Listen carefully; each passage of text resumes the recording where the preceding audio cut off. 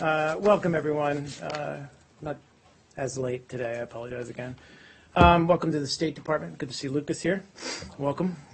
Just one thing at the top, and then I'll turn to your questions. The United States strongly condemns the suicide attacks on internally displaced persons in Dikwa Town, Borno on February 9th. According to Nigerian authorities, the attacks killed 58 people, and we extend our deepest condolences to the families of the victims. The United States remains committed to assisting those affected by this conflict in northeastern Nigeria and elsewhere in the Lake Chad Basin region through humanitarian relief efforts. The United States supports efforts to provide greater protection for civilians across the region, and we continue to support Nigeria and other countries in the region in their fight against terrorism. In FY 2015, fiscal year 2015, and so far in fiscal year 2016, our humanitarian assistance to the region totals more than $195 million. For additional information, I believe we've just posted a fact sheet on U.S. support to counter Boko Haram, and that's posted at our website, state.gov. So with that, I'll turn over to your questions. Brad? I don't imagine you'll talk too much about what the Secretary is going to say in the next 45 minutes or so. But since we've heard so much over the last few days about how this Munich meeting would be a defining test or telling moment or however it was put, are you ready at this point to give grades to the major players such as Russia? What I can say, and you're absolutely right, the Secretary's had a series of meetings, including bilats, with Foreign Minister Lavrov today. And he's still in the meeting with the ISSG members. That meeting's ongoing. I just checked in before I came out here. As you said, I'm not going to get out in front of what the Secretary is likely to say when he comes out of that meeting. He is, I think, scheduled to address the press there in Munich. But it's been a productive day. Good meetings. You know what we're continuing to seek, which is an immediate ceasefire and humanitarian access. So we're continuing to pursue those goals in the meetings now, but I don't have anything to announce yet. Why was it productive? If the goal is an immediate ceasefire and you still don't have it, what did you produce? Well, I mean, Brad, I'm just saying that he's going to come out and address the press in about an hour or so, as you correctly said.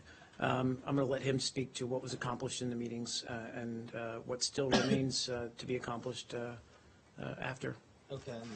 Since we talked yesterday a little bit about it, but since then there's been reporting about the March 1st ceasefire proposal from Russia, which apparently you're opposed to. Is that correct? Again, I'd put it this way. We want to see an immediate ceasefire. I said that yesterday, and that's what we want to. We continue to want to see an immediate ceasefire and complete ceasefire. Given that you've wanted an immediate ceasefire since many days immediately ago, is there any leeway in kind of, putting a date in the future on a ceasefire, as in the next several days or some point between now and March 1st? I mean, there's an urgency here. We've talked about this for the last couple of days. Obviously, these are all things that are under discussion right now, all matters, all issues that are under discussion right now in Munich. But given that sense of urgency and the fighting in the last couple of days, or last week or so, we believe as soon as possible. I don't want to put a date certain on it. I have other things on the YPG and such, but we'll get to that later. Yeah. On the ceasefire, Yep. How do you envision the ceasefire? Is it like countrywide ceasefire? Is it the number of ceasefires that take place at the same time? Are they supposed to be permanent or short duration? How do you envision it? I'm certainly not going to get into the modalities of something that hasn't been announced yet. Something that you are definitely in discussion. Oh, clearly. I mean, and clearly that's all to be discussed is how we would implement and enforce a ceasefire on the ground if we get there. Obviously, when we talk about a ceasefire, we're talking about those parties. Let me put it this way. We're not talking about Daesh or Nusra and a couple of other groups that have clearly been identified by all members, stakeholder members of the ISSG, the International Syria Support Group, as not being part of any ceasefire negotiations. But other than that, it would apply to all other groups. So it really would be something very difficult to enforce, considering that there is not going to be like a massive international force that can enforce the ceasefire. Well, again, I'm not going to get ahead of any announcements to talk about how such a ceasefire would be enforced. Obviously, there's challenges, logistical challenges, security challenges to enforcing any ceasefire. I just don't want to get into those yet before we have one in place. And a quick follow-up on the issue of what the Secretary said the other day, that in the event that this fails, there's always other alternatives, alluding to perhaps military action and so on. I mean, other than, let's say, relying on the Saudis or the Emiratis and others, or the Jordanians and so on, is there like a U.S. plan to do this? Is there a plan for you guys to become more involved? I mean, I tried to address this yesterday, and you know, right, talk of a plan B or an option B. We have option A. That's what we have taking place right now in Munich. It's what we have with the proximity talks in Geneva. It's what we want to see move forward with a political process that leads to a peaceful political transition. That's where our focus is on. Do we look at other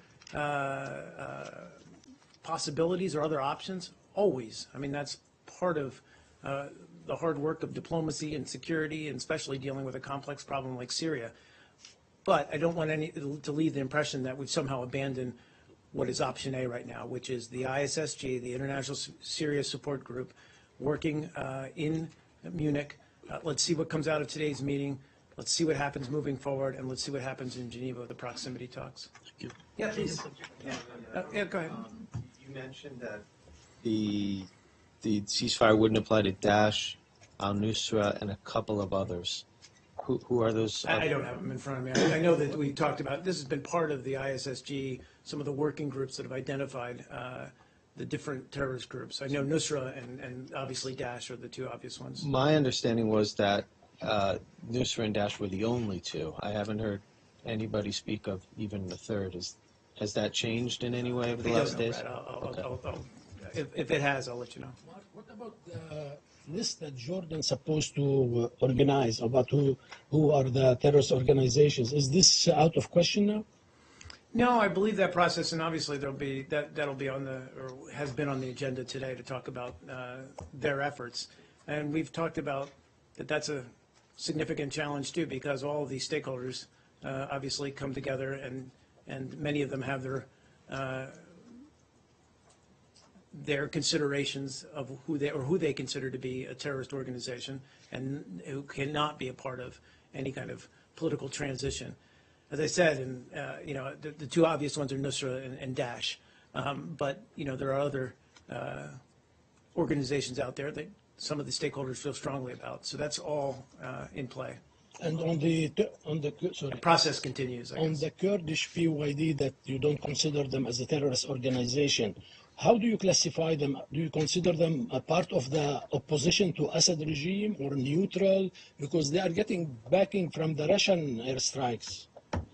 So it's a good question. I mean, what we've talked about them and continue to categorize them as one of the number of groups in northern Syria mostly who are fighting Daesh and focused on fighting Daesh on the ground, and have been effective forces. And that's where our support has come into play, with airstrikes mostly, but other forms of support, intelligence and what have you. But they have been one of several groups, as I talked about yesterday. Some are Syrian Arabs, others are Turkmen, who have been effective at taking the fight to Daesh. My understanding is that they've not been involved in the directly opposing the Assad regime, but they have been effective in taking territory back from ISIL. They have understandings with the Assad regime, so they don't fight each other. Again, they're not part of the formal opposition, but they are, as I said, a group that is making progress in taking the fight to Daesh.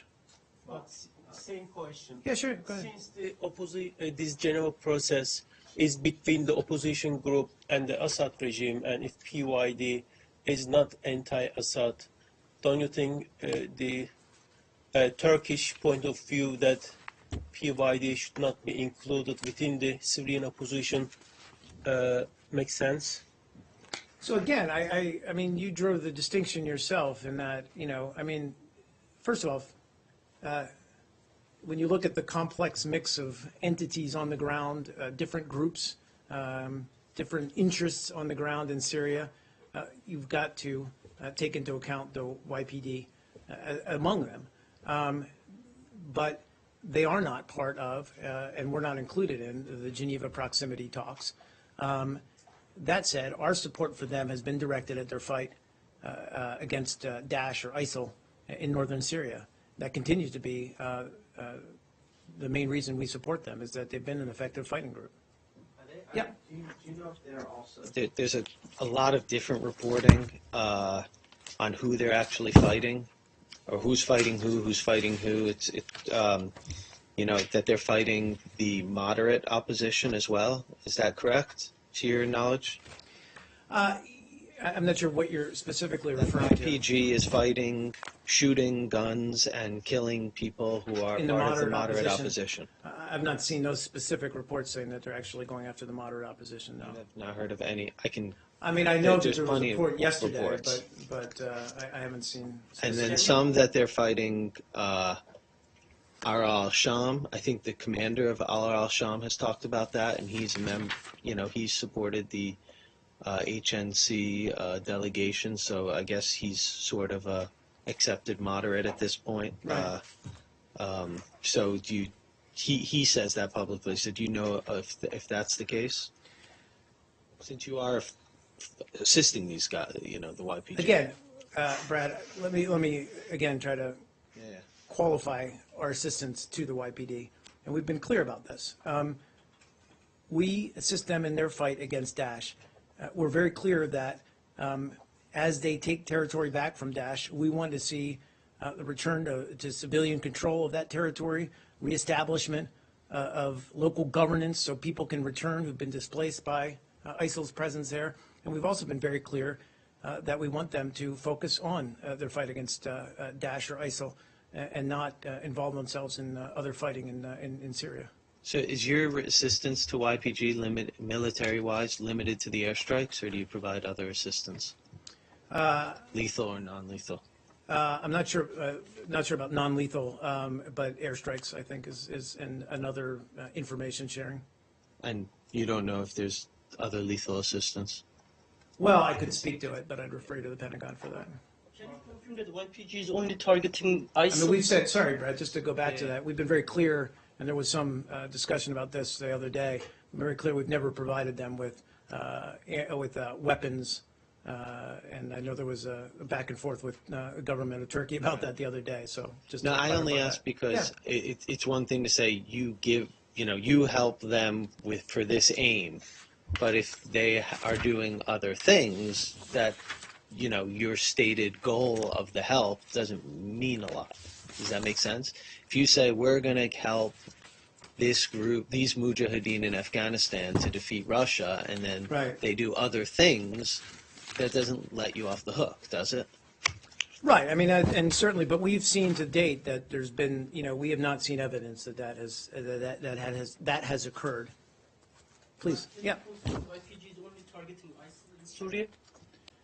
Well, again, I think I just at least tried to speak to this, and I apologize if I didn't convey that. I said, we've been very clear that and we've conveyed this to the YPG, that, we want them to focus their attacks on ISIL and Daesh where they've been effective, and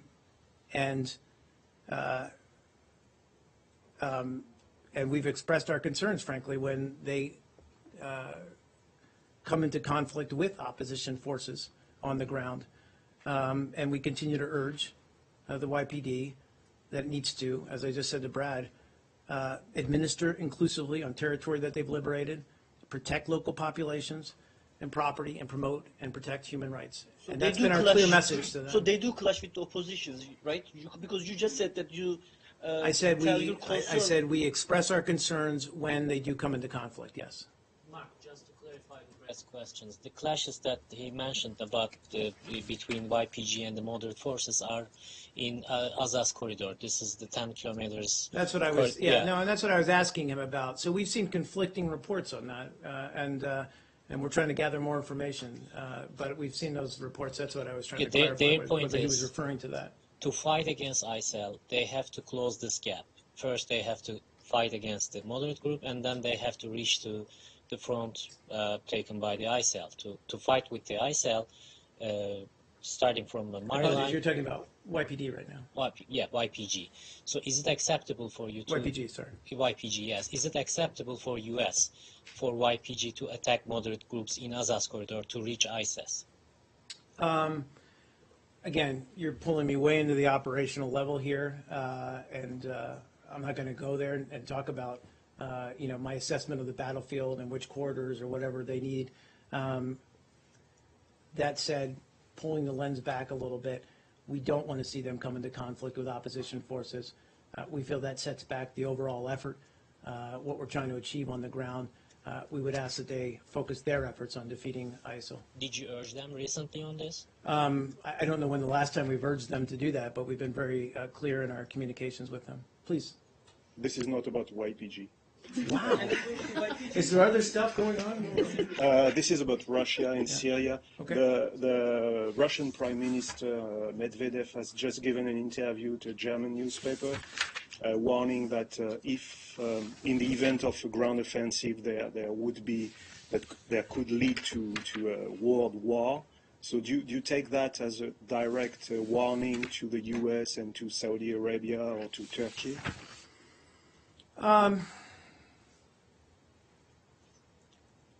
I would, and I've seen the comments. I mean, on one level, it is very concerning, and the Secretary has actually spoken to the fact that, given the disparate groups on the ground in Syria, the different factions, and the different elements on the ground fighting each other, that this could worsen and could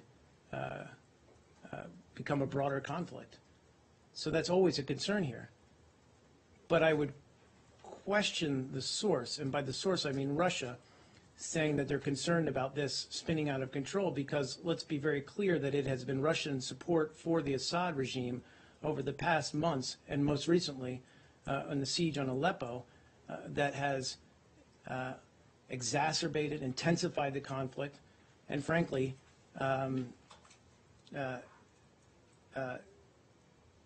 put the political process in jeopardy. And so I understand the concerns he expressed, but I would also say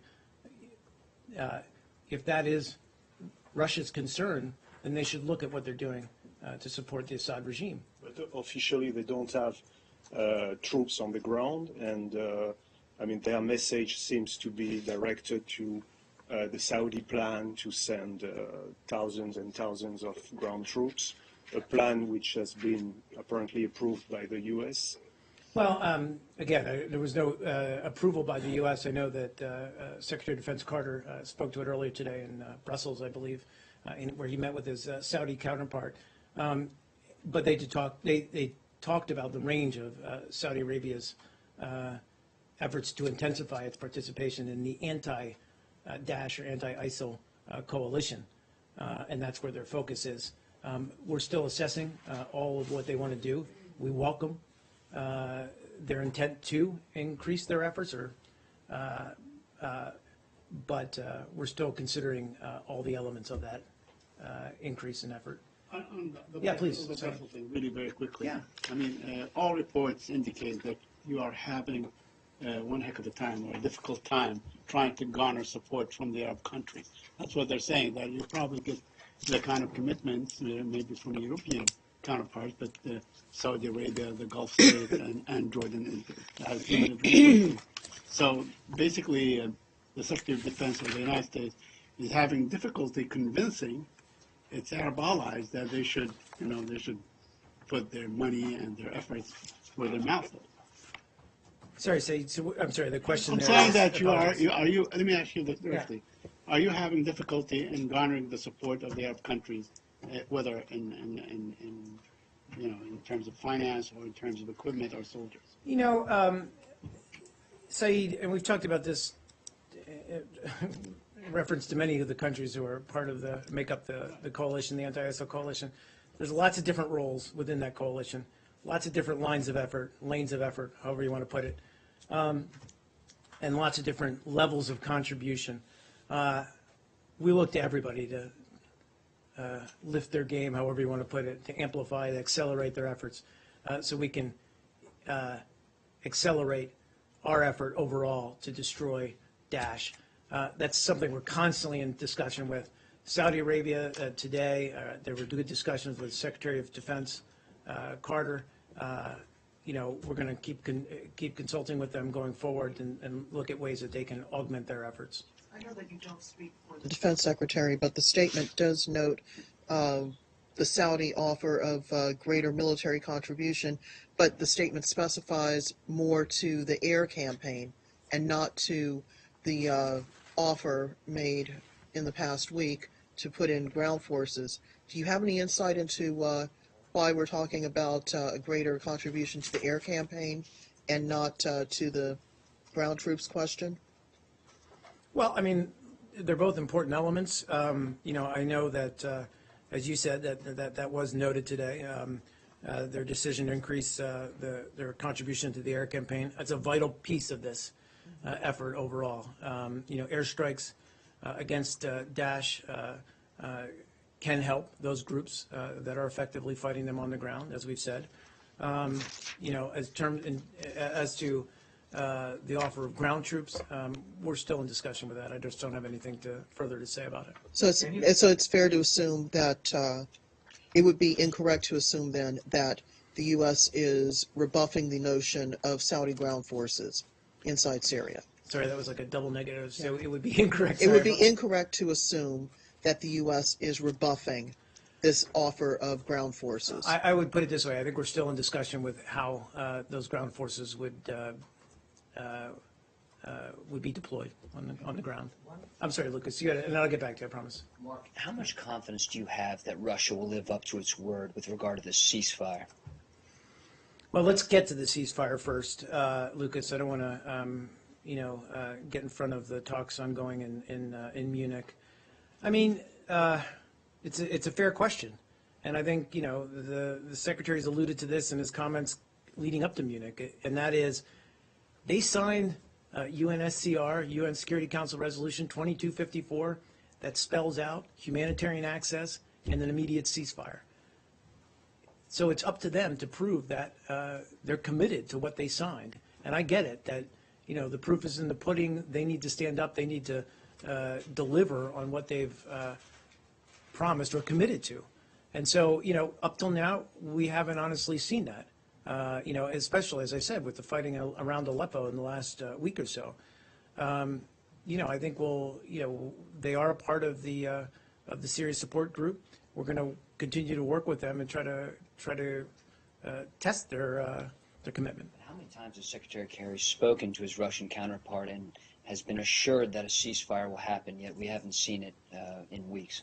Well, I mean, they've consulted closely on this, and this is a really complex situation on the ground, and it's not just about Russia and the U.S. Certainly, it's about a lot of different groups with a lot of different interests. Is Lavrov lying when he says there will be a ceasefire, yet it doesn't happen?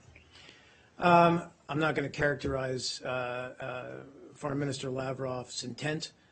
He has said he's committed. He has said Russia is committed to a ceasefire. So let's see how this pans out. But there's no evidence to back that up, correct? Again, let's let the meeting conclude and let's see what they have to show. And just one more. Today, a U.S. military spokesman, Colonel Steve Warren from Baghdad, got into a bit of a Twitter squabble. I dare to say the word war, but a Twitter exchange with the Russian Ministry of Defense. Whose side are you on in that exchange? And is there any evidence that Russia has not bombed hospitals in Aleppo? No, and also, and sorry for the, I'm solidly, I can say we're on Steve Warren's side on this. But in all seriousness, we did due diligence on this. Categorically can say there were no airstrikes in and around Aleppo yesterday or today. The Russians are lying when they say that. That's your characterization, not mine, but we've seen this kind of disinformation circulate before, and not just on Syria. I need a small clarification. Yes, sir. The basic problem there is Shias and Sunnis. Are we pro-Shia? Are we pro-Sunni? Is the secretary, how is he bringing them together? Names of the countries don't matter. If you go on the ground, it is the Shias and Sunnis and Wahhabis of Saudi Arabia. So are we addressing and making a bridge to bring them together? You're referring to members of the International Syria Support Group, or actually parties, you could, because it could apply to either situation. Look, Tijender, I think, and the Secretary has spoken multiple times about that dynamic, that very dynamic. It's why we need this group of, frankly, disparate governments, many who come with opposing views, but to bring them all to the table so that we can reach consensus, so that we can find a way forward that leads to a peaceful political transition. And again, I said this multiple times yesterday, it bears repeating, there's no military solution to this conflict. And so, we've seen it wax and wane over the course of many years now. Certainly the regime, bolstered by Russia, has had some success on the battlefield the past week. It's up to Russia and others who can provide honest and serious counsel to them to remind them that there's no military solution to this conflict. Can I take topics? A couple more questions. Yes, I'll get to you in a second. Yesterday you said that we would hope that Turkey would continue to offer the same level of hospitality and support for these refugees who are running away from Russian air bombing and Assad's ground operation. And today, President Erdogan said that Turkey spent nearly $10 billion on the Syrian refugees since the conflict started, and they so far received about $400 million help. I was wondering if U.S. is willing to put more support to the table.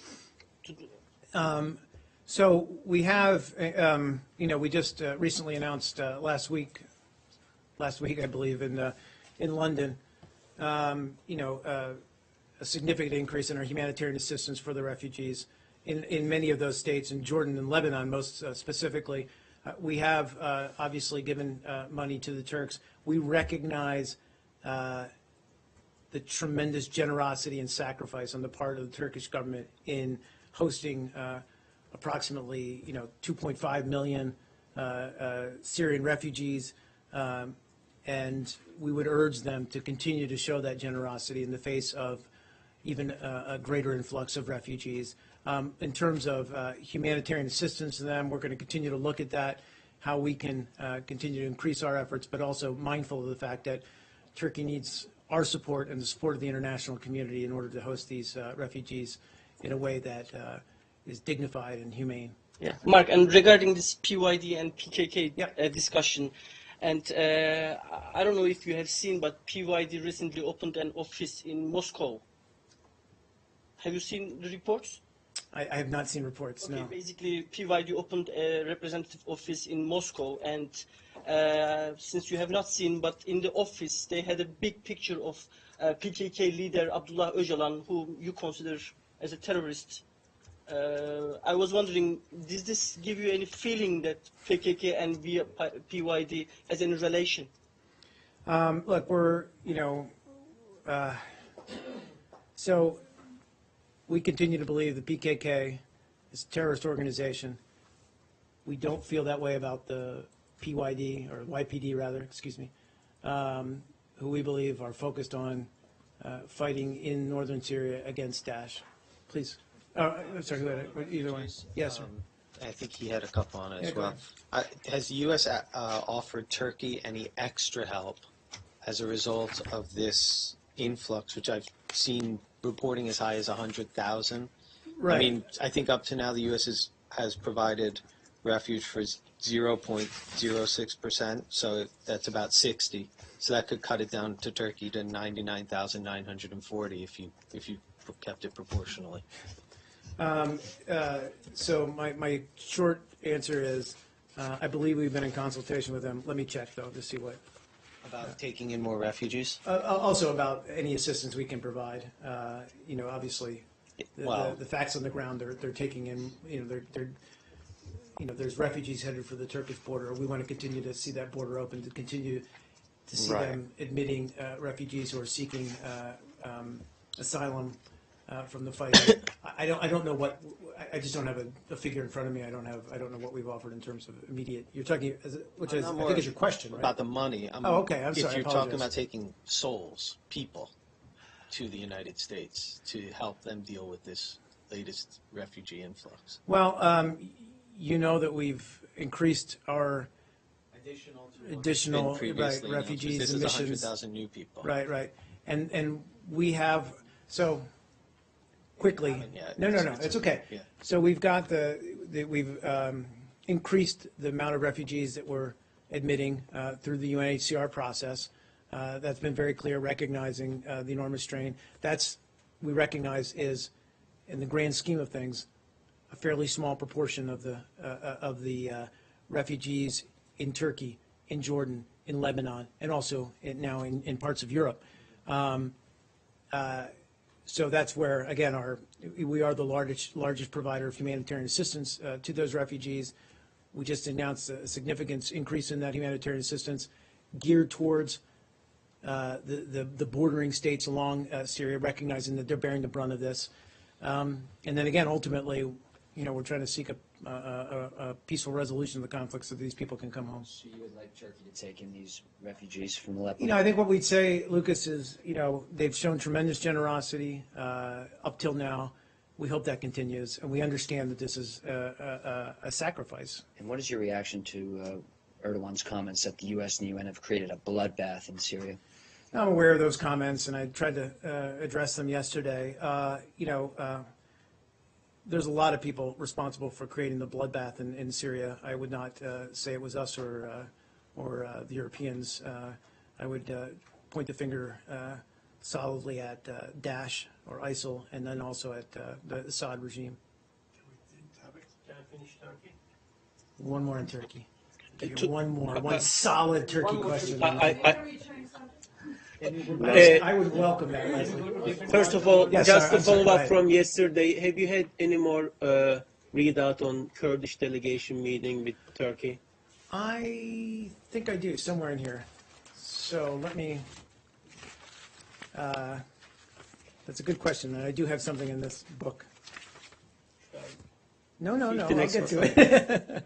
Just give me a second. You can see it's not very well organized for me. Yeah, let me get to, I know that they're here, or they were here. I was hoping to get a little more than provided to us. Give me one moment. If I can find it. If not, I'll look at it and give it to you after the briefing. So, Got it. Right in the front. See? So the State Department officials, you're talking about the HDP delegation. All right. State Department officials from the Bureau of European and Eurasian Affairs and the Bureau of Democracy, Human Rights, and Labor met with a visiting delegation of members of parliament from Turkey's HDP party to discuss Turkish domestic and regional issues. And what is your impression of this meeting? How is the situation? Do you have anything up? I don't have any more readout than that. I just can confirm that they did meet. Okay, OSCE report on Turkey's election in November just came out. At the time, you avoided making any kind of comments regarding elections. Now that you have seen, this building has seen the report, Talking about the OSCE report on Turkey's elections in November. Yeah. So we note the OSCE's final report, obviously on the November 1st, 2015 elections. And it highlights that Turkey offered voters a variety of choices, but that the challenging security environment, violent attacks against party members and on party premises, and restrictions on media freedom and hindered campaigning and the free flow of information to the public. So at the time of the elections, OSCE released a statement of preliminary findings highlighting that the elections offered voters a variety of choices, but that restrictions on media freedom remain a serious concern. We reiterated our own concerns that media outlets and individual freedoms, or rather journalists critical of the government, were subject to pressure and intimidation during the campaign, seemingly in a manner calculated to weaken political opposition. And that view has not changed with the final OSCE report. And the same report says that Turkey has not fulfilled its obligations as an OSCE member, and it has not conducted these elections on fair and free basis and international standards. So can you now tell us that Turkey conducted these elections on not fair and free Well, I think, conditions, according to this report? I'll just put it this way. We've been very clear in our discussions with Turkish officials at all levels, our concerns about, about freedom of the press and freedom of speech, freedom of assembly. We've urged the Turkish government to ensure its actions uphold its democratic, universal democratic values, consistent with international law and commitments that are enshrined in Turkey's constitution. Clearly, you cannot define these elections as fair and free. So can you tell Turkish democracy is still strong and vibrant, as you have mentioned recently, if they cannot hold fair and free As elections? I say, we've been very clear. The OSCE final report was very clear where our concerns lie. I don't need to repeat them now, and I'll stop there. Can you tell us when the next batch of emails from former Secretary of State Hillary Clinton plan to be released? Sure. Are we okay to go there, guys? Yes. Good.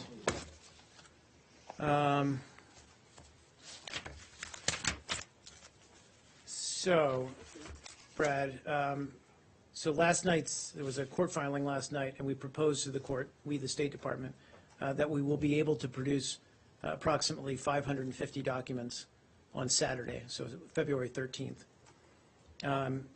We've now received instructions from the court to produce documents on Saturday, as we just said, as well as provide additional interim productions on February 19th and 26th before completing everything by February 29th. Okay. Why did you choose the Saturday of a 3-day weekend? It seems odd timing. I believe that was the court that mandated that. They wanted to see interim productions. And they specifically said it had to be President Day weekend Saturday? I think so, yeah. Okay. Did you dispute that at all? Push back on the judge? Look, I mean, we certainly don't want to ruin anyone's long weekend, but the hearty and indefatigable group that's working on this FOIA request is going to continue plugging away until we get it across the finish line. I realize this puts a burden on all of you and all And a separate seriousness. but somewhat related issue, since we're talking about the past secretary. There was a story about a subpoena by the IG's office into the Clinton Foundation. Yes, I'm aware of that story.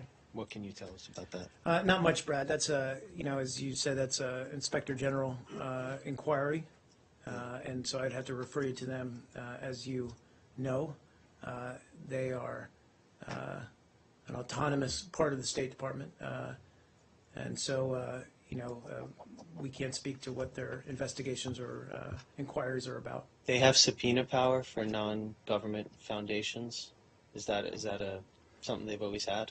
I don't know the answer to that, Brad. I'm sorry. I just don't. I mean, we could look into it, but So you might you- ask them. I would ask them directly. I have. They don't know. Well, they would know more well, they're than supposed to. we would know, or than I would know. Sure. Myanmar's government has said the President Thein Sein is not attending the US-ASEAN summit. Do you know what the change of mind, why the cancellation, and No, who will be attending in his place? I mean, so obviously we're looking forward to welcoming ASEAN leaders to Sunnylands next week. President Obama obviously will host the summit. Secretary Kerry will be there. As to, the final delegation list, while they're still being finalized, I'd have to refer you to the government of Burma to explain or to comment on their participation at the event. But have they informed you that he's not coming? I'll refer you to them. Okay. Can we change topics, please go to the Palestinian Yeah, Burma, Ukraine let's stay Burma, and then I'll go to you, just to finish the. What is your assessment? Various reports indicating that Aung San Suu Kyi may be elected as the first female president, although there is a constitution hurdle to prevent her from being elected as president. What is your assessment on that? What's our assessment? I mean, obviously, that's the political process within Burma. I'm aware of the fact that, as you said, that she faces that challenge. I think in the Constitution. Obviously, how we feel about Aung San Suu Kyi as a great leader among her people. But I'm not going to weigh in on the political process in Burma. Will you welcome her becoming the president if the process goes through? If the process, we would welcome and want to engage with the next leadership of Burma, obviously, if it is Aung San Suu Kyi or whoever, and continue to strengthen our bilateral relationship with Burma. Stay on Asia. Yeah, I don't think you went over this yesterday, but do you have anything on the reported purge of North Korean General Ri Yong-gi? No, I didn't get it yesterday. Not much, to be honest.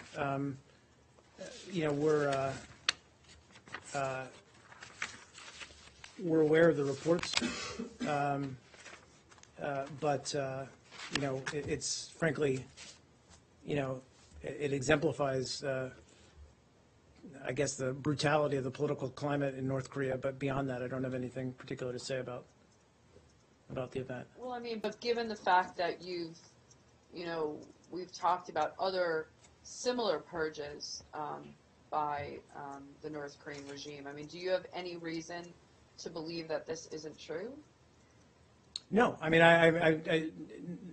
if I wasn't clear about that, I mean, as you said, it's par for the course.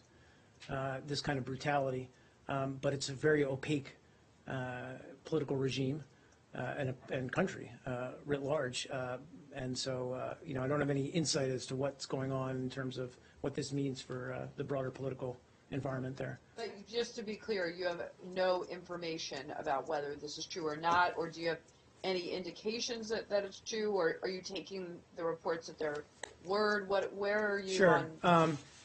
I don't think we have any indication to doubt that those reports are true. I'll put it that way. Or sorry, I'm not true. Sorry. So wait, I mean, just to pin you down. Yeah. When you say that you don't have any indication to doubt that those reports are true? Sorry, are untrue. Are untrue. Do you say that based on what you've seen from the regime so far, or any information that you have that leads you to believe it's true? I'm just trying to. Yeah, sure. I'd say both. But obviously we. Can you flesh that out a little bit? Well, I mean, we've seen. You fleshed it out yourself, Elise. I mean, in a sense, I'm not that's quoting okay. myself. But we've seen. I mean, this is again par for the course in North Korea. That you've got a leader who carries out purges of his cabinet or of his administration periodically. We've seen it, as you said before. So we have no reason to doubt that this is the case this time, that this individual was killed, executed. As to what the broader implications of that are, we don't have much visibility of what it means. So just to be clear, you're operating under the assumption that it's true, Yes. but you don't have any specific knowledge to confirm either way. Right. The Clinton Foundation. Follow-up, Asia. Follow-up, okay. Yes, on South Korea, South Korean government made decisions on shutdown of Kaesong Industrial Complex, do you think it will help UN Security Council sanctions against North Korea for this decision? I missed the last part of your question. I'm Do you sorry. think this South Korean's decision may help UN Security Council sanctions against North Korea? Well, I don't know that the two are related. I just would say that, we support President Park's approach toward North Korea and respect her resolve in shutting down the Kaesong complex in the face of DPRK's recent destabilizing actions on the peninsula. We think that her decision reflects growing concern in the region about North Korea's flagrant disregard for multiple UN Security Council resolutions. Back on the subpoena real quick. Yeah. Who in this building would have to approve a subpoena of the Clinton Foundation? So my understanding, Lucas, and I could be off here, granted, because I'm not a legal expert by any stretch of the imagination, is that the IG, the Inspector General, operates somewhat independently it's part of their mandate. So they carry out investigations, what have you, studies, periodic, but also focused all the time, as you know. And so I assume or believe that they can, as part of their mandate, carry out subpoenas, but I don't know. That would be for them to answer to. But it wouldn't be, I don't think, our legal offices are being the State Department's Does legal that office. make you a little nervous that the IG can just subpoena anyone? And don't you think somebody probably tipped off the IG to go in a certain direction? Well, in answer to your second question, I just don't know.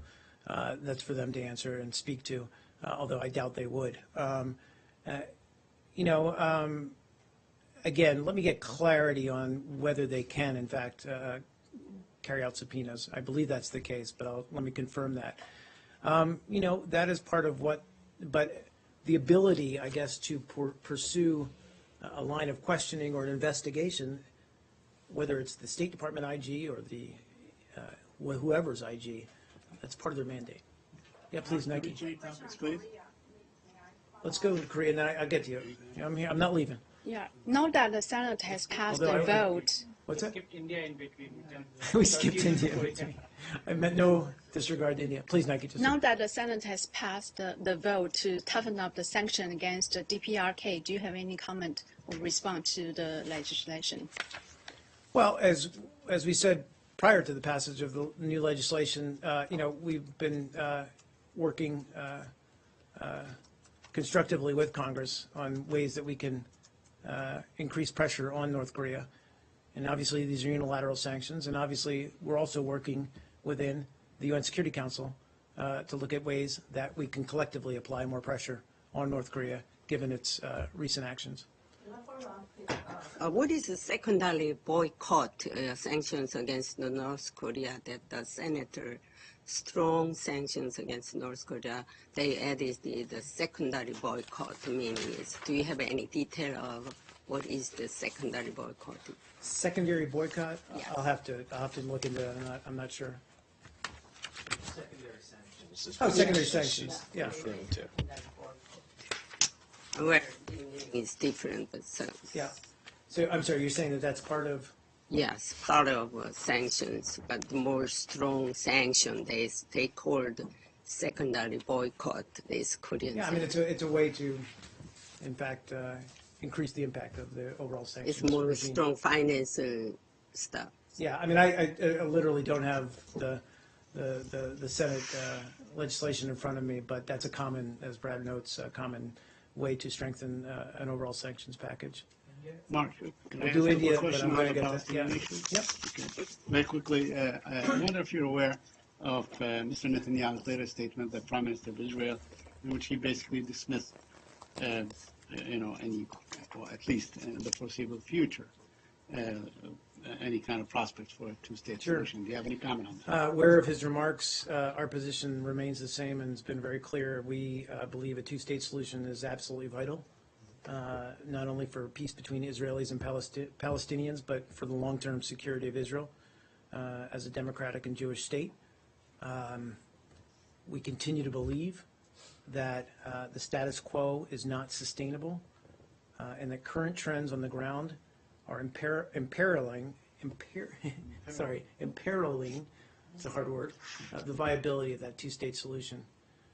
So that's why we're going to continue to engage with both sides to encourage both of them to demonstrate with their policies and actions their commitment to a two-state solution. So when the Prime Minister of Israel makes such a statement, how do you reach out to them? To him, you say it from this podium, or you have. We obviously continue. I mean, how do you sure. connect with them? I mean, the Secretary talks to the Prime Minister frequently. Our engagement on the ground. I mean, it's something we continue to work at. Not just the broader goal of pursuing a two-state solution, but frankly, just lessening the tensions between Palestinians and Israelis, de-escalating some of the violence that's taken place over the past several months. So those conversations continue all the time. Mm-hmm. I also want to ask about a Palestinian journalist who is on a hunger strike. This is his 77th day. He's very close to death. He's under administrative detention. I asked about this last week. I wonder if you guys have anything to say about this, or you can reach out to the Israelis. Yeah. You're talking about Mohammed Al-Kik, right? So we would hope that for resolution of the hunger strike, that does not obviously result in Mohammed Al-Kik's loss of life. We believe all individuals, including prisoners, should be treated humanely and have their human rights, including the right to due process, upheld and respected. Now, the United Nations, the Special Rapporteur for Human Rights, Makram Wibisuno in Bethlehem today and so on. And in fact, there's been calls by all kinds of international organizations to do away with administrative detention in Israel. They also call on the Israelis to end this practice. I mean, they hold people sometimes endlessly without any charges and so on, including children. I mean,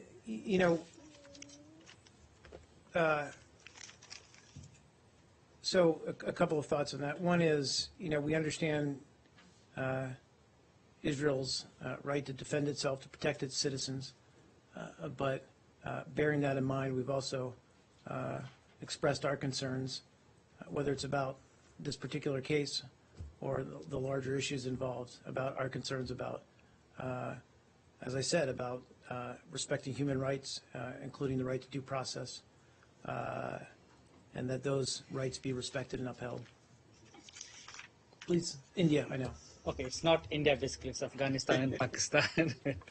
Okay, Senator Bob Corker has written a letter to Secretary Kerry day before yesterday on saying that the situation in Afghanistan is not good, and the safe havens inside Pakistan, terrorist groups from there, in particular Haqqani network, are using the safe havens inside Pakistan to attack U.S. forces in Afghanistan. Therefore, he says he will stop or block the sale of F-16 to Pakistan, 8 F-16s to Pakistan. Number one, has the Secretary received the letter? And number two, what are his thoughts on F-16 to Pakistan? Can't confirm we've received the letter. As a matter of policy, that we don't comment on proposed arms sales or transfers, or even our preliminary consultations with the Hill, with Capitol Hill, prior to any formal congressional notification. But to your broader issue, we are committed to working with Congress to deliver security assistance to our partners and our allies that we believe furthers U.S. Foreign policy interests by building the capacity to meet shared security challenges. So I'll leave it there. But about the larger issue that he has raised, that terrorist networks are using the safe havens inside Pakistan to attack U.S. forces and kill them inside Afghanistan. What are your thoughts on that? Well, we believe U.S. security assistance to Pakistan actually contributes to their counterterrorism and counterinsurgency operations. These operations reduce the ability of militants to use Pakistani territory to carry out, as a safe haven, to carry out terrorist attacks. and as a base of support for the insurgency in Afghanistan. So we believe these operations are in the interest of both Pakistan and the United States, and in the interest of the region more broadly. But do you have any figures to back up what you said right now, that because of U.S. assistance to Pakistani forces, the number of U.S. personnel killed inside Afghanistan by terrorist groups from Pakistan have reduced? I don't. I mean, not in front of me, no. I mean, but, we've said this before, Pakistan, no country in the region has been more touched by terrorism than Pakistan. We believe it's in our vital national security interest to support Pakistan in carrying out its efforts to destroy these terrorist networks. And we believe it's an important partner in the region in achieving a stable and secure Afghanistan. And in that regard, we would welcome Pakistan's efforts to support Afghan-led reconciliation talks, for example. They hosted the Heart of Asia Ministerial recently in 2 of the first 3 meetings of the Quadrilateral Coordination Group. And they have carried out, as I said, multiple operations against some of these terrorist networks that are operating on their soil. We believe that eliminating those networks is in our national security interests as well as the security interests of the region. Thank you. Please, Michael. Yes, but Let's see, Michael. I'll go. I'm making the turn. NATO decided to send ships in the Aegean and some forces to stop the Turkish smugglers from taking the refugees from Turkey to Greece and then to Europe. My question is this: how do you participate in this operation? As a member of NATO, or you are going to send your own ships and your own forces? Sure. You're talking about, as NATO Secretary General announced earlier today, that NATO is going to carry out reconnaissance, monitoring, and surveillance of illegal crossings in the Aegean Sea in cooperation with relevant authorities, obviously.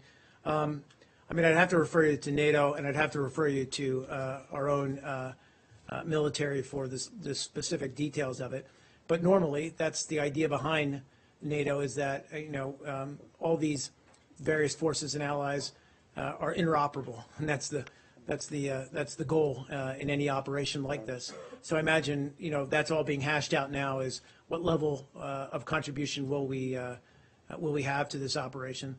I don't have any details to share with you at this moment. Can you find out those? Oh, of course, and I think that that's all being sussed out, if you will, in Brussels. Yes, sir. Okay. Do you have any update on the David Headley Mumbai attack saga going on? I don't think I do, other than what I think John Kirby said the other day. I don't think I have anything to add. I think he gave some testimony in the case, but I don't have anything to add what was said the other day. What he has given in the testimony is, again, he's reiterated the nexus between Pakistani army and ISI and the handlers. 6 Americans lost their lives. What are we doing about it? Well, I mean, obviously, we've been, over the years, working closely with and cooperating with the Indian government in its investigation. We're committed to doing all we can to assisting the Indian government in pursuing every possible lead to bring the perpetrators of the Mumbai attack to justice. I don't have anything. I mean, I know that he provided testimony via video link to a court in Mumbai. As you note, that the victims of that attack included not only Americans, Indians, but also citizens of other nations. We're going to continue to work with India to make sure that those responsible are brought to justice. But the ball is more in the Pakistan's court, because these people are roaming free out there. And what are we doing? Well, we've worked and encouraged that kind of collaboration between Pakistan and India on this particular case, but I don't have anything to add to it. In the back? Sure, let's finish up with India. Guys, I don't know if he's up or, okay. So there's important news story being broken by Reuters saying that India and US are planning to have a joint patrol in the South China Sea. Yes. You're asking me to confirm that, or? Yes. Okay. So, very quickly, United States and India do have a shared vision of peace, stability, and prosperity in Asia. We're committed to work together with others in the region to achieve our shared goals in an open, balanced, and inclusive security structure. But at this time, I can say there's no plans for any joint naval patrols. No plans for naval patrol on South China Sea or anywhere? Any. Even the Indian Ocean, there's no plan? No. Has there been any talks? A readout for the 2 Turkish newspapers were attacked today. I don't. I'll look into it. Thanks, guys.